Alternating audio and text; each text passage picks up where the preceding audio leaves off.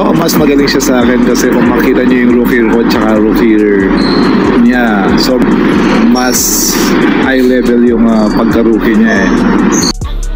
At ito na nga par, nagsalita na nga no si Jason Castro no sa pagkukumpara sa kanya no ni RJ Abarintos na isang rookie. At ito par, mapakinggan natin ang kanyang sagot par no sa mga tinatanong sa kanya. Kasi pilit siyang kinukumpara na kung sino daw ang magaling sa kanila at talagang napaka-humble pa rin par no ni Jason Castro. Talagang sinabi talaga niyang compare kay RJ Abarintos sa kanilang pagiging rookie, mas talagang high level daw po no ang ating bagitong rookie na si RJ Abarintos kumpara po sa kanya no sa pagiging rookie niya dati. Kaya po talagang may respeto pa rin po si Jason Castro talaga no.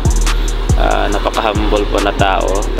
At yun nga par no, kaya daw sila nananalo kasi nga daw ang mentality nila is talagang nakapokus lang po daw no sa pagdidepensa. Isa po talaga yung factor yung hindi daw gaya last year par no, talagang ang daming injuries, kaya yung defense nila talagang hindi po gaanong katibay ngayon no, gaya ng ginagawa nila ngayon no sa Ginebra ngayon na par compare last year. Kaya po isa po yung napapanalo no ang depensa nila, talagang nahihirapan po ang ating team Ginebra par. 2-0 po tayo ngayon par, pero sana no, sana makabawi pa rin tayo dito par.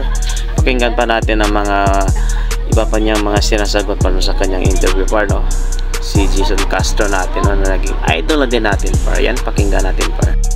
Sabi namin nga ni RJ na nahirapan siyang bantayan ka, ang reaction mo dun sa laro.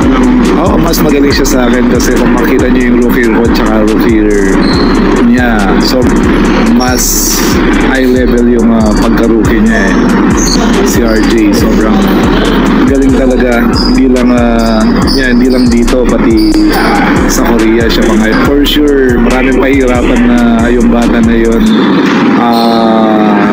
after 2 to 3 years makita na, kasi ngayon pa lang makita mo na, lalo na yung against San Miguel na series nila, diba? So sobrang thankful din ako, at least yun nga, yung respect na ganun in terms of nung rookie ko at saka rookie niya, mas magaling siya sobrang, as in hindi niya natatanong, sobrang gustong-gusto ko siya maglaro. Masaya ako kasi yung core ng team ngayon maganda, like nung past year namin sobrang sama ng daming injuries. Yung mentality namin is to defend, hindi nga to score eh, basta dumipensa kami, yung score darating na yan. Actually hindi namin iniisip na half kami as long na yung thinking ng namin is one game at a time. So every game kung ano yung mabibigay namin, bibigay namin yung best namin.